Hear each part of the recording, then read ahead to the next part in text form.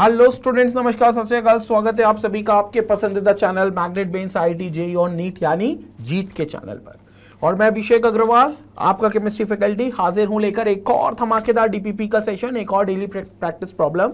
हालांकि सबसे लल्लू डीपीपी होगी, निहायत ही लल्लू डीपीपी होगी, क्योंकि ये बेसिकली सब एटॉमिक पार्टिकल्स और एटॉमिक मॉडल्स पर बेस्ड है। जो अर्ली स्टेजेस पर जो हमने टॉपिक्स पढ़े हैं उसी पर बेस्ड ये डीपीपी है बेसिकली। तो इसमें कोई बहुत ज्यादा कॉम्प्लिकेटेड चीजें नहीं है, आपने 9th क्लास से पढ़ा हुआ है। उम्मीद करता हूं कि सारे क्वेश्चंस आपको ऑलरेडी बन गए होंगे, बट अगर कोई नहीं बना है या कहीं कोई डाउट आया है तो वो अभी क्लियर हो जाएगा, अभी अपन कैटर कर लेंगे। बाकी आपको पता है मैग्नेट बेन्स के आईआईटी जेईई कोर्स मॉड्यूल में ये इतनी सारी चीजें आपको मिलती हैं जो शायद किसी के पेड कोर्स में भी अवेलेबल नहीं है। वो सारी चीजें मैग्नेट बेन्स पर आपको फ्री ऑफ कॉस्ट मिल रही हैं। जैसे टॉपिक वाइज एक्सप्लेनेटरी वीडियोस आपको सबसे पहले मिलते हैं, तो पूरे topic wise explanatory detailed explanation जिनमें होता है वो टॉपिक के वीडियोस आपको मिलते हैं। डेली प्रैक्टिस प्रॉब्लम्स मिलता है जिसमें पीडीएफ का लिंक होता है आपके पास। उसके अलावा आपके पास magnetbase.com पर ये वेबसाइट पर भी अवेलेबल हैं। उसके अलावा आपके प्रैक्टिस सेशंस होते हैं, लगभग 1500 प्लस क्वेश्चंस होते हैं, तो प्रैक्टिस सेशंस होते हैं आपके। फिर PYQs वीडियोस, पिछले 35-40 सालों में जो क्वेश्चंस आईआईटी में पूछे गए वो क्वेश्चंस को हम डिस्कस करते हैं। Then we have doubt solving sessions, weekly test and online test series, जो पूरे तरीके से आपको कहाँ मिलता है, पूरी ऑनलाइन टेस्ट सीरीज आपको वेबसाइट पर मिलती है। तो ये सारी चीज़ आपको मिलती है मैग्नेट बेन्स के platform IIT JEE course module structures में। नाउ स्टार्ट करते हैं डीपीपी। पहला क्वेश्चन हम लोग देखते हैं, पहला क्वेश्चन हम लोग डिस्कस करते हैं। तो पहले क्वेश्चन में पूछा गया है for cathode rays the value of e upon m. ठीक है, वैसे value of e upon m हमने निकाला था। ई बेसिकली इलेक्ट्रॉन के ऊपर का चार्ज होता है, जो बेसिकली हमें पता है कि चार्ज कैसे निकालते हैं इलेक्ट्रॉन का, मिलिकन ऑयल ड्रॉप एक्सपेरिमेंट से। इट वाज 1.6 × 10⁻⁻19 कूलम निकला था, divided by mass was 9.1 × 10⁻30 kg था। ठीक है, इसको ग्राम्स में भी हम लिख सकते हैं। तो ये समवेयर अराउंड 1.75 × 10⁸ कूलम पर ग्राम आता है। तो this was e upon m. लेकिन उस पर अब बेस जो क्वेश्चन पूछा उस क्वेश्चन को हम समझ लेते हैं एक बार। क्वेश्चन जो पूछा है, क्वेश्चन में ये कहा गया है e upon m is independent. Option हमें आइडेंटिफाई करना कौन से करेक्ट है। तो पहला पूछा है is independent of the nature of the cathode and the gas filled in the discharge tube. तो बेसिकली ये बोला गया है कि जो कैथोड रे की वैल्यू है, ई बाई एम की वैल्यू है, वो इंडिपेंडेंट है of the nature of the cathode and the gas filled in the discharge tube. तो वो गैस पर डिपेंड नहीं करती, गैस के नेचर पे डिपेंड नहीं करती, और इवन कैथोड पे भी डिपेंड नहीं करती, कैथोड से इंडिपेंडेंट है। तो बिल्कुल ट्रू, ये बिल्कुल स्टेटमेंट सही है। It's absolutely the correct statement. तो ये बिल्कुल ट्रू स्टेटमेंट है। एक बात B, it is always constant. Yes, it is always constant. ये वैल्यू जो है ये फिक्स है, ये हमेशा कांस्टेंट वैल्यू होगी। तो इट इज 1.75 × 10⁸ कूलम पर ग्राम। तो ये जो होगी बिल्कुल कांस्टेंट वैल्यू होगी। तो ये स्टेटमेंट भी 100% ट्रू है। तो ये भी बिल्कुल ट्रू स्टेटमेंट है। इज माइनस 1.75 × 10⁸ कूलम्स पर ग्राम, बिल्कुल सही, मैंने यही वैल्यू लिखी है। And it should be minus इसलिए क्योंकि जो चार्ज होता है उस चार्ज की वैल्यू जो होती है वो नेगेटिव में होती है। तो बिल्कुल सही, ये भी बिल्कुल ट्रू स्टेटमेंट है। तो ये स्टेटमेंट भी बिल्कुल ट्रू है आपके लिए कि जो चार्ज की वैल्यू होती है वो होती है माइनस में, इसलिए यहाँ पर नेगेटिव आ गया -1.7। तो मतलब मुझे लग रहा है कि 3 आंसर इसके करेक्ट हैं। अभी चौथा भी पढ़ लेते हैं। Is lowest when hydrogen gas filled in the discharge tube. तो ई अपॉन एम जो है वो सबसे कम हाइड्रोजन गैस के लिए है जब वो डिस्चार्ज ट्यूब में सबसे ज्यादा होगा। अब देखो यहां पर 100% जो लोएस्ट बोला गया कि वो हाइड्रोजन गैस के लिए होगी, ये फॉल्स है, ये गलत स्टेटमेंट है। ठीक है, मतलब ये स्टेटमेंट वैलिड नहीं होता कि जब सबसे जो हाइड्रोजन गैस होगी उसके लिए सबसे लोएस्ट है, क्योंकि हाइड्रोजन के ऊपर भी डिपेंडेंट रहता है कि चार्जेस सबसे कम आ सकते हैं तो उसकी लोएस्ट वैल्यू होगी, अगर ज्यादा होंगे तो इसकी वैल्यू भी ज्यादा होगी। तो ऐसा नहीं है कि हमेशा इसकी सबसे कम होगी। तो ये स्टेटमेंट फॉल्स है। अब जो मुझे लग रहा है स्टेटमेंट में वो हमसे ट्रू स्टेटमेंट पूछा था। तो as per true statement A option correct है, बी करेक्ट है और सी करेक्ट है। ये 3 जो स्टेटमेंट्स है ये बिल्कुल हमारे लिए करेक्ट आंसर होंगे। तो ये 3 स्टेटमेंट्स जो होंगे बिल्कुल करेक्ट आंसर होंगे। इसलिए अगर मैं आंसर्स को मार्क करूं तो we have this as the correct answer. ये वाला जो है ए, बी और सी, ये तीनों हमारे करेक्ट आंसर्स होंगे। ये तीनों करेक्ट आंसर्स होंगे। ठीक है, तो मोर देन 1 करेक्ट आंसर में आ सकता है, या फिर ये पूछेंगे out of this which is incorrect, तो फिर डी ऑप्शन हो जाएगा, क्योंकि डी जो स्टेटमेंट है वो हमारा इनकरेक्ट है। डी स्टेटमेंट जो है फिर वो हमारा इनकरेक्ट स्टेटमेंट है। तो अभी तो फिलहाल हमारे पास ये वाला आंसर आ गया है जो हमें मिलता है। तो ए, बी, सी जो हो गया, ये 3 ऑप्शन हमारे बिल्कुल करेक्ट हो गए। ठीक है, चलो अगले क्वेश्चन पे चलते हैं। Let's move to the next question. पहला क्वेश्चन डन हो चुका है। Second question, which has highest e upon m ratio. इनमें से सबसे हाईएस्ट ई अपॉन एम का रेशियो किसका होगा? तो इनमें सबसे हाईएस्ट मास आपको देखना पड़ेगा कि किसका मास है। तो ई अपॉन एम जो होगा, सिंपली सी बात है कि ई अपॉन एम जो होगा, जिसका मास सबसे कम होगा उसका ई अपॉन एम सबसे ज्यादा होगा। मतलब जिसका मास सबसे कम है उसका ई अपॉन एम जो होगा वो सबसे, रेशियो जो होगा ई अपॉन एम का वो सबसे ज्यादा होगा। तो फिर हमें ई अपॉन एम उसके लिए ज्यादा मिलेगा। अब हमें पता है हाइड्रोजन और हीलियम में हाइड्रोजन का जो मास है वो सबसे कम है। हाइड्रोजन का जो मास है वो सबसे कम है, और चूंकि हाइड्रोजन का मास सबसे कम है तो इसका जो ई बाय एम होगा, इसका जो ई बाय एम होगा वो सबसे ज्यादा होगा। इसका जो ई बाय एम होगा वो सबसे ज्यादा होगा। एक बात तो ये हो गई। दूसरी बात, अब H प्लस का ज्यादा होगा कि H का ज्यादा होगा, तो आपको ये देखना है चार्ज जो है वो H प्लस में सबसे ज्यादा है, because it's having a positive charge. ये तो इलेक्ट्रिकली न्यूट्रल है, मतलब जितने इलेक्ट्रॉन उतने proton, basically it's an electrically neutral part. तो ये तो इलेक्ट्रिकली न्यूट्रल हो गया H, तो सबसे ज्यादा किस पे है? H प्लस पर। तो 100% बी ऑप्शन हमारा करेक्ट है, दैट इज H प्लस का E अपॉन एम सबसे ज्यादा होगा। H प्लस का E अपॉन एम सबसे ज्यादा होगा, ठीक है। तो ये हमारा करेक्ट आंसर है, और इसी पर बेस्ड आप फर्स्ट ऑप्शन भी देख सकते हो, क्योंकि देखो मास सबसे कम होता है हाइड्रोजन का, तो इसलिए हाइड्रोजन गैस का मास सबसे कम है तो उसका E अपॉन एम सबसे ज्यादा होगा। यहां बोला इट इज लोएस्ट, तो लोएस्ट नहीं हो सकता, बल्कि E अपॉन एम जो होगा वो सबसे ज्यादा होगा यहां पर। तो E अपॉन एम सबसे ज्यादा होगा हाइड्रोजन गैस का, क्योंकि मास जो है सबसे लोएस्ट होता है इसलिए, ठीक है। तो इसलिए डी ऑप्शन यहां पर फॉल्स था, और यहां पर H प्लस जो होगा उसका highest E upon m ratio होगा, क्योंकि उसका मास सबसे कम है, और H प्लस के ऊपर जो चार्ज की वैल्यू है वो H प्लस के ऊपर चार्ज की वैल्यू भी सबसे ज्यादा है। तो H प्लस का चार्ज जो है वो सबसे ज्यादा है। क्लियर हो गया? Everybody got this? ओके, चलो आगे चलते हैं अगले पार्ट पर। Let's move ahead now. अगले पार्ट पर देखते हैं, तो यहां पर देखते हैं now. So we have this as question number 3. Question number 3 को यहाँ पर देखते हैं।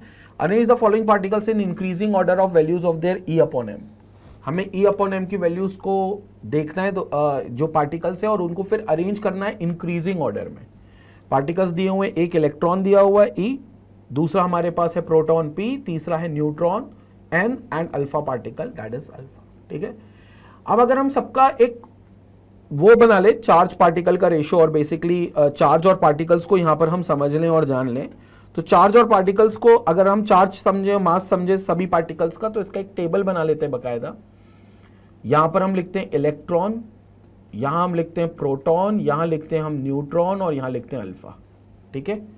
यहां हम लिखते हैं इलेक्ट्रॉन के ऊपर का चार्ज, तो यहां पर हम E की वैल्यू लिखेंगे, ठीक है, और यहां पर हम लिखेंगे बकायदा उसका मास m की वैल्यू, और यहां हम देख लेंगे उसका E बाय m, ठीक है। तो न्यूमेरिकली जो हमको समझ में आएगा वो हम उस वैल्यू के हिसाब से डिफाइन कर देंगे, तो ये हमारा हो जाएगा E अपॉन m, ठीक है। चलो अब देखते हैं, तो लेट्स सॉल्व दिस नाउ, ठीक है। इलेक्ट्रॉन के ऊपर का चार्ज कितना है? 1.6 इंटू 10 की पावर माइनस 19 कुल, ठीक है। और अगर अपन कूलम के टर्म्स में ना लिखते हुए इसको रिलेटिव टर्म्स में लिखे तो इट विल बी 1 यूनिट, मतलब मैं -1 + 1 बोलता हूं, इसलिए मैं इसको 1 यूनिट बोल देता हूं। So this will become 1 unit. m जो होगा मास, वो हो जाएगा रिलेटिव अगर हम लेकर चलेंगे इलेक्ट्रॉन का, तो इलेक्ट्रॉन का जो बेसिकली मास होगा वो 1/1837 टाइम्स हो जाएगा, 1/1837 यूनिट, ठीक है। मतलब इलेक्ट्रॉन का जो मास होता है वो प्रोटॉन के मास के 1/183 मतलब 1837 टाइम्स कम होता है, 1837 टाइम्स लेसर, तो 1/1837 टाइम्स। तो अगर अपन E अपॉन एम रेशियो इसका निकाले तो E upon m ratio will be 1837, क्योंकि आप 1/1837 करोगे तो 1837 ऊपर आ जाएगा, और जब 1/1837 ऊपर आ जाएगा तो E upon m ratio simple whole number में आएगा, दैट इज 1837। ये हो गया हमारे पास किसका? इलेक्ट्रॉन का मास।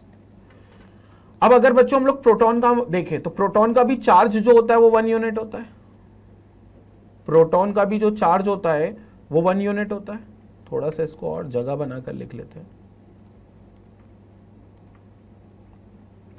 तो जो प्रोटॉन का चार्ज होता है वो भी 1 यूनिट होता है। This will be for neutron and then it will be for alpha,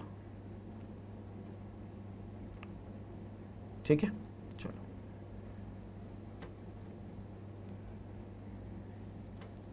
तो let's solve this for proton का चार्ज। प्रोटॉन का चार्ज भी देख लेते हैं अपन, तो वो भी 1 यूनिट होता है, ठीक है। और इसके रिस्पेक्ट में मास जो होगा इसका वो भी 1 यूनिट होगा, क्योंकि 1837 टाइम्स जो छोटा बोला गया है वो इलेक्ट्रॉन बोला गया है, तो इट इज ऑल्सो 1 यूनिट। तो यहां पर इसका भी जो मास होगा वो 1 यूनिट होगा।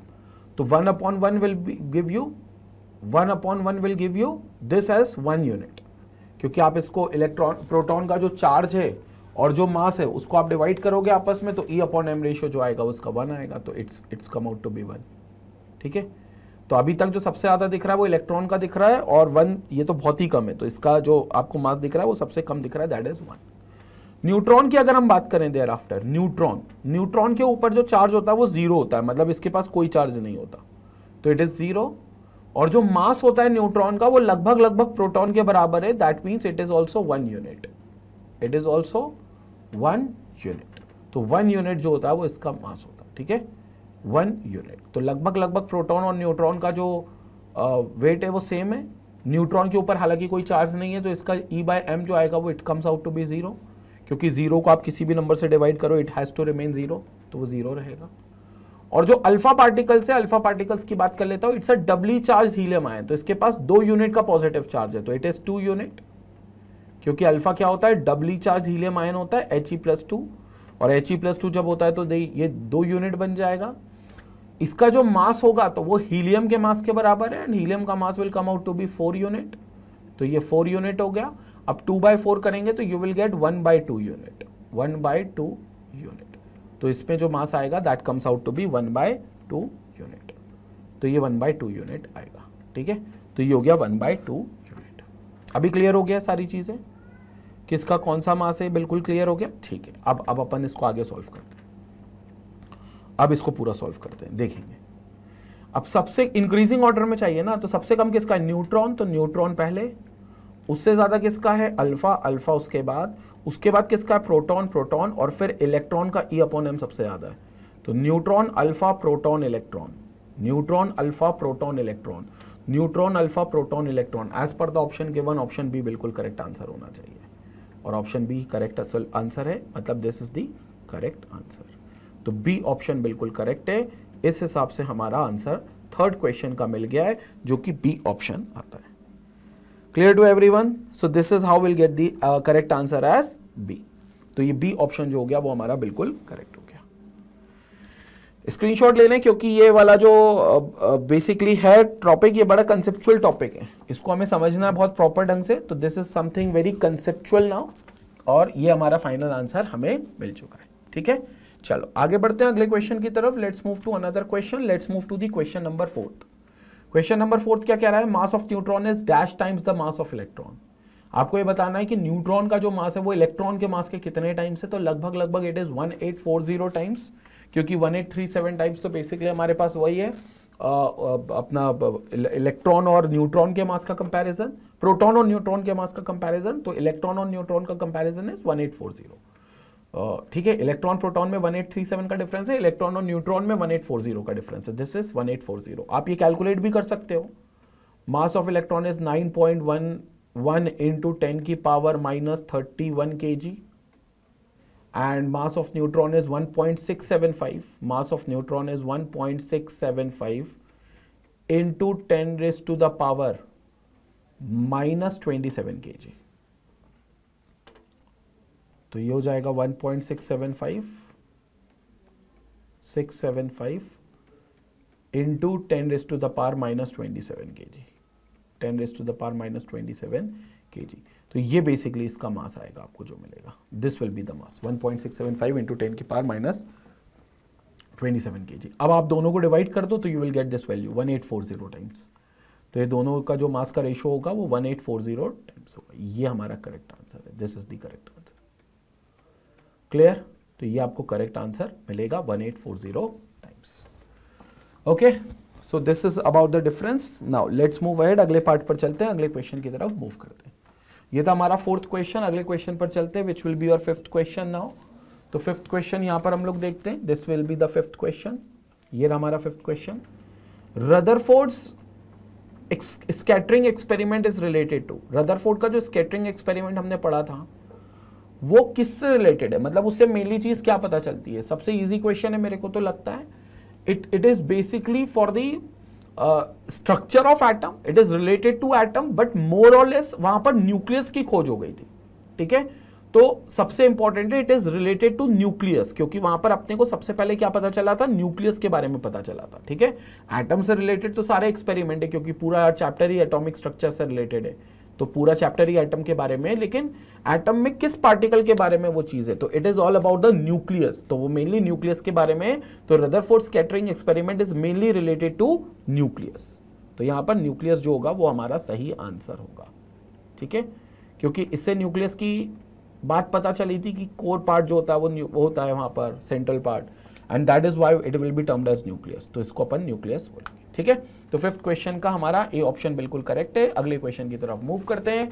सिक्स्थ क्वेश्चन में क्या पूछा गया है, सिक्स्थ क्वेश्चन की बात करते हैं। When the atoms of gold sheet are bombarded with a beam of alpha particles, only a few alpha particles get deflected. जब एटम ऑफ गोल्ड शीट को बम्बार्ड किया गया अल्फा पार्टिकल से, तो few of the alpha particles get deflected, whereas most of them go straight undeflected, जबकि बहुत ज्यादा undeflected चले गए बिना किसी बिना किसी डेविएशंस के, बिना किसी डिफ्लेक्शंस के।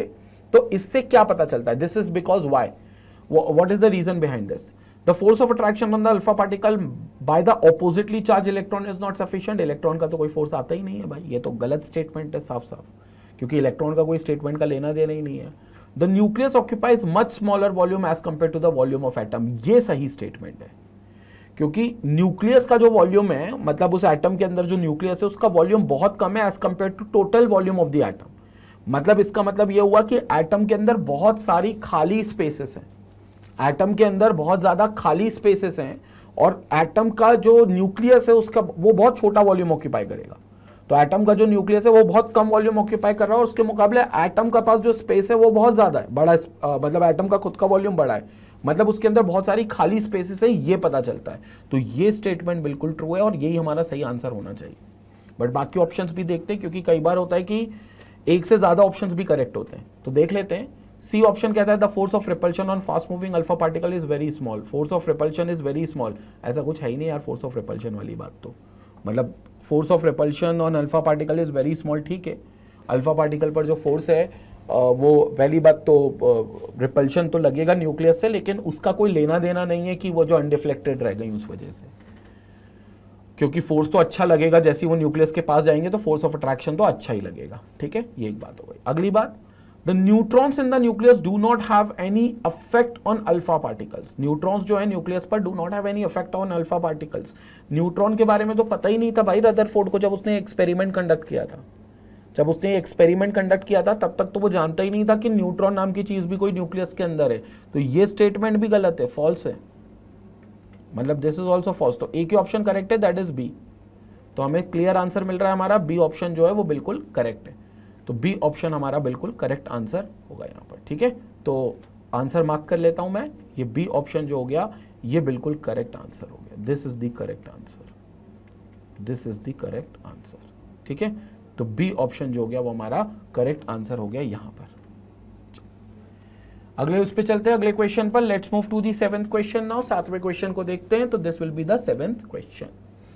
When beryllium is bombarded with alpha particles, extremely penetrating radiations are produced, which cannot be deflected by electrical or magnetic field. जब बेरिलियम को बम्बार्ड किया गया अल्फा पार्टिकल से, अल्फा पार्टिकल मतलब हीलियम 2 पॉजिटिव, तो हीलियम 2 पॉजिटिव से जब alpha particles को बॉम्बार्ड किया गया किससे, beryllium, beryllium is what, Be, जिसका 9 एटॉमिक मास होता है, 4 नंबर होता है। तो इसको जब आपने किया तो आपको कार्बन मिला था 6 और 12 का, और एक न्यूट्रॉन मिला था 0 और 1 का। ठीक है, तो बेसिकली कार्बन में आपको कन्वर्ट हो गया था। And penetrating radiations are produced which can not be deflected by electric और मैग्नेटिक फील्ड, जो इलेक्ट्रिक और मैग्नेटिक फील्ड में नहीं डिफ्लेक्ट हो सकती ऐसी रेडिएशंस प्रोड्यूस हुई थी। तो वो रेडिएशंस न्यूट्रॉन वाली थी, क्योंकि न्यूट्रॉन जो है वो हाई एनर्जेटिक रेडिएशंस के रूप में निकला था, तो बेसिकली यहाँ से बहुत ज़्यादा एनर्जी रिलीज हुई थी, यहाँ से बहुत ज़्यादा एनर्जी रिलीज हुई थी, ये कह सकते हो आप। तो वो न्यूट्रॉन से जो एनर्जी रिलीज हुई थी वहाँ से हम कह सकते हैं कि वो रेडिएशंस एमिट करता है, और वो रेडिएशंस कभी भी इलेक्ट्रिक और मैग्नेटिक फील्ड में डिफ्लेक्ट नहीं करती हैं। तो these are nothing but option C neutrons. तो मतलब वो न्यूट्रॉन्स ही था, क्योंकि जेम्स चैडविक वाला जो डिस्कवरी हमने पढ़ा था उसमें ये रिएक्शन थी और वहां पर न्यूट्रॉन की ही खोज इस तरीके से की गई थी, इसलिए हमारा जो न्यूट्रॉन हो गया वो करेक्ट आंसर हो गया। तो इसका जो करेक्ट आंसर हो गया दैट विल बी न्यूट्रॉन। चलिए आगे चलें, क्वेश्चन नंबर 8 पे चलते हैं। 7 क्वेश्चन हो चुके हैं, let's move to the 8th question. 8th question पर Rutherford's experiment established that, Rutherford के एक्सपेरिमेंट ने इसमें से क्या स्टैब्लिश किया? Inside the atom there is a heavy positive centre, true, nucleus नाम है उसका। एटम के अंदर बिल्कुल एक सेंटर पे एक बिल्कुल हैवी पॉजिटिव सेंटर होता है, बहुत हैवी पॉजिटिव सेंटर होता है जिसको बेसिकली न्यूक्लियस कहा जाता है, तो वो एटम के अंदर होता है and it's always a positive charge, तो बिल्कुल ट्रू है। Nucleus contains protons and neutrons, बिल्कुल गलत, क्योंकि न्यूट्रॉन के बारे में तो पता ही नहीं था। ये स्टेटमेंट सही है लेकिन रदरफोर्ड एक्सपेरिमेंट के रिस्पेक्ट में सही नहीं है, क्योंकि रदरफोर्ड को तो ये पता ही नहीं था कि यार न्यूट्रॉन भी होंगे वहां पर न्यूक्लियस में, क्योंकि तब तक तो न्यूट्रॉन की खोज ही इनफैक्ट नहीं हुई थी। Neutron was not discovered by that time, तो न्यूट्रॉन वाज नॉट डिस्कवर्ड, इसलिए nucleus contains only proton by that time, तो ये स्टेटमेंट गलत है, ये फॉल्स है। ठीक है, most of the space in the atom is empty, true, अभी अपन ने जिक्र किया, क्योंकि बहुत सारी रेस जो अल्फा रेस थी वो अनस्कैटर्ड अनडिफ्लेक्टेड वहां से सीधे चली गई। Size of the nucleus is very small, ये बिल्कुल सही है, इसी से पता चलता है कि न्यूक्लियस का साइज, न्यूक्लियस का वॉल्यूम एटम के वॉल्यूम के कंपैरिजन में बहुत कम है, तो न्यूक्लियस का जो वॉल्यूम है वो एटम के वॉल्यूम के कंपैरिजन में बहुत कम है, तो ये भी ट्रू है। तो अगर हम आंसर पर जाएं, अगर उन्हें सही स्टेटमेंट्स पूछे तो सही स्टेटमेंट तो फिर 3 हो गए भाई, सही स्टेटमेंट तो 3 हो गए, ए भी सही स्टेटमेंट हो गया, सी भी सही स्टेटमेंट हो गया, डी भी सही स्टेटमेंट हो गया, तो ए सी डी हमारा 3 सही स्टेटमेंट हो गया, ये सिर्फ एकमात्र गलत स्टेटमेंट हो गया, तो ये भी हमारा करेक्ट आंसर हो गया। ठीक है, ये भी हमारा करेक्ट आंसर हो गया। ठीक है, और ये भी हमारा करेक्ट आंसर हो गया। ठीक है, तो ये सब हमारे करेक्ट आंसर्स हो गए, ए सी और डी। सिर्फ बी हमारा करेक्ट आंसर नहीं हुआ, और वो भी सिर्फ इसलिए क्योंकि न्यूट्रॉन वर्ड यूज कर लिया, अगर न्यूट्रॉन नहीं यूज करते तो सही हो जाता, क्योंकि न्यूट्रॉन तो तब तक डिस्कवर्ड ही नहीं था भाई। ठीक है, चलो अगले पार्ट पर चलते हैं, let's move to another question. Which experiment is responsible for finding out the charge on an electron? Millikan oil drop experiment, very clear, Millikan oil drop experiment. Millikan के ऑयल ड्रॉप एक्सपेरिमेंट से ये मैंने theory में भी आपको बताया था कि चार्ज इलेक्ट्रॉन का टॉमसन ने नहीं निकाला है, टॉमसन ने चार्ज अपॉन मास बताया है, टॉमसन ने मास बताया लेकिन चार्ज नहीं बताया। चार्ज तो एक अलग साइंटिस्ट मिलिकन नाम था, और उन्होंने एक famous oil drop experiment conduct करा था, और मिलिकन ऑयल ड्रॉप एक्सपेरिमेंट में ये चीज पता चली थी। ठीक है, oil drop experiment, oil drop experiment पे पता चला था। ठीक है, तो ए ऑप्शन जो है वो हमारा करेक्ट है straight away. Cathode ray discharge tube में नहीं पता चला था, रदरफोर्ड में तो बिल्कुल नहीं, उसमें तो न्यूक्लियस के बारे में पता चला था। फोटो इलेक्ट्रिक एक्सपेरिमेंट में तो अलग ही कंसेप्ट था, वो तो पार्टिकल नेचर बताते थे। नहीं, ये मतलब ए ऑप्शन हमारा सिर्फ करेक्ट आंसर है, तो ट्रू, ये करेक्ट आंसर है, this is the correct answer. तो ए ऑप्शन हमारा बिल्कुल करेक्ट आंसर हो गया, A option correct, Millikan oil. Clear? So this was about the 9th question, ये 9th क्वेश्चन हो गया। Let's move to the 10th question, last question चलते हैं हम इस डीपीपी का। लास्ट क्वेश्चन 10th क्वेश्चन क्या कह रहा है? Which of the following properties of an atom could be explain correctly by Thomson model of an atom? Thomson model वैसे तो पूरी तरीके से गलत था, थॉमसन मॉडल में कोई भी चीज अच्छी सच्ची नहीं बताई गई थी, सिवाय एक के, एक बात हम उसमें अभी भी मानते हैं, और वो ये है कि atom is overall neutral, like overall neutrality of an atom बिल्कुल सही था, क्योंकि उन्होंने हमेशा ये कहा है कि जो प्रोटॉन है वो यूनिफॉर्मली बटे हुए हैं एंड इलेक्ट्रॉन्स उसके ऊपर यूनिफॉर्मली एम्बेडेड है, सच दैट कि इलेक्ट्रॉन्स एंड प्रोटॉन्स एक दूसरे को नलीफाई करते हैं, एक दूसरे को कैंसिल करते हैं, एंड कैंसिल करने की वजह से एटम एज अ होल वो इलेक्ट्रिकली न्यूट्रल होता है। तो ये आंसर बिल्कुल करेक्ट है, ऑप्शन ए। तो it is electrically neutral. Why it is electrically neutral? Because electrons और प्रोटॉन्स जो हैं वो एक दूसरे से बिल्कुल एक दूसरे को बिल्कुल कैंसिल आउट करते हैं। तो ये बिल्कुल करेक्ट स्टेटमेंट है क्वेश्चन नंबर 10 का ए पार्ट। बाकी स्पेक्ट्रा ऑफ हाइड्रोजन एटम की कोई जिक्र ही नहीं है थॉमसन में। Position of electrons, protons and neutrons and atom possible ही नहीं है। न्यूट्रॉन के बारे में तो कुछ भी नहीं बोला था, जबकि उन्होंने डिस्कवर्ड ही नहीं था तब तक। स्टेबिलिटी ऑफ एटम पर भी कुछ नहीं बोला, ये भी उसका ड्रॉबैक था कि एटम क्यों स्टेबल होते हैं, इस पर कोई चर्चा नहीं हुई थी। तो सिर्फ एक ही चीज समझ में आई थी, दैट वाज कि ओवरऑल जो एटम होगा वो इलेक्ट्रिकली न्यूट्रल होगा। तो ओवरऑल न्यूट्रलिटी जो एटम की थी उसके बारे में बिल्कुल सही बातें बोली गई थी, और वही हमारा जो है सही आंसर होगा। तो वही हमारा जो होगा बिल्कुल सही आंसर होगा। ठीक है, चलो। So this was the last question in this DPP. इसी के बाद हमारी डीपीपी जो होती है वो पूरी कंप्लीट हो गई स्टूडेंट्स। तो इस डीपीपी के हमने बेसिक 10 क्वेश्चंस देखे, हालांकि 2 पार्ट और हैं अभी इस डीपीपी के, 20 more questions are still out there, उसको भी हम लोग सॉल्व करेंगे। बट उम्मीद करता हूं तुम्हें वीडियो सोल्यूशन देखने की जरूरत नहीं पड़ेगी, क्योंकि हमने पूरा जो डीपीपी का सोल्यूशन है वो ऑलरेडी देख लिया बहुत डिटेल में, मतलब बहुत थ्योरी डिटेल में हमने पढ़ ली है। तो डिटेल थ्योरी पढ़ने के बाद बेसिक क्वेश्चन से बड़ी आसानी से हो जाने चाहिए। बाकी मैग्नेट ब्रेन्स के प्लेटफॉर्म के बारे में आप जानते हो, यूट्यूब चैनल पर आप लेक्चर्स देखते ही हो, लेकिन अगर आप वेबसाइट पर देखोगे तो आपको एक एक्स्ट्रा एज मिलेगा। वेबसाइट कौन सी है? www.magnetbrains.com। इस वेबसाइट पर आपको एक एक्स्ट्रा एज मिलता है। एक्स्ट्रा एज ये मिलता है कि यहाँ पर आपको पूरे तरीके से एक स्ट्रक्चरल वे में कोर्स मिलता है। पूरा एक स्ट्रक्चर्ड कोर्स यहाँ पर आपको मिलता है, प्रोवाइड होता है स्ट्रक्चर्ड कोर्स यहाँ पर, जहाँ पर आपको प्लेलिस्ट मिल जाती है, टेस्ट सीरीज मिल जाती है, पूरा आपको क्वेश्चन का जो प्रीवियस ईयर क्वेश्चंस, MCQs की सीरीज, जो प्रैक्टिस क्वेश्चन की सीरीज है, ये पूरी सीरीज आपको यहाँ पर मिल जाती है आपकी पढ़ाई को बेहतर करने के लिए। या फिर आप CBSE की तैयारी कर रहे हो, कोई से भी क्लास में हो आप CBSE बोर्ड लेवल पर, अगर आप यूपी बिहार बोर्ड की तैयारी कर रहे हो तो रीजनल बोर्ड की तैयारी किसी भी लेवल पर आप हो, साथ में CUET की तैयारी अगर आप कर रहे हो, या कोई government sector RRB, SSC, UPSC, जैब और कैप की कोई और तैयारी कर रहा हो, तो इन लोगों को आप चैनल रिकमेंड कर सकते हो, वेबसाइट रिकमेंड कर सकते हो। वेबसाइट जो है magnetbrains.com, या बिल्कुल उनको बता सकते हो, उनको रेफर कर सकते हो और उनको बोल सकते हो कि भैया यहाँ पर आकर वो सारे लेक्चर्स को देख सकते हैं और बहुत स्मूथली यहाँ पर सारे लेक्चर्स को फ्री ऑफ कॉस्ट में यहाँ से पढ़ सकते हैं। फ्री ऑफ कॉस्ट मतलब कोई सब्सक्रिप्शन बाय नहीं करना, कोई पैकेज नहीं खरीदना, कोई कूपन कोड नहीं लगाना, क्योंकि मैग्नेट ब्रेन्स एकमात्र चैनल ऐसा है जो 100% फ्री एजुकेशन देता है। 100% आपको यहाँ पर फ्री एजुकेशन प्रोवाइड की जाती है। तो लोगों तक शेयर करें, लोगों तक अवेयर करें चैनल के बारे में। इसी तरीके से मैग्नेट ब्रेन्स को अपना प्यार और सपोर्ट देते रहें। Stay tuned, stay connected. Thank you so much.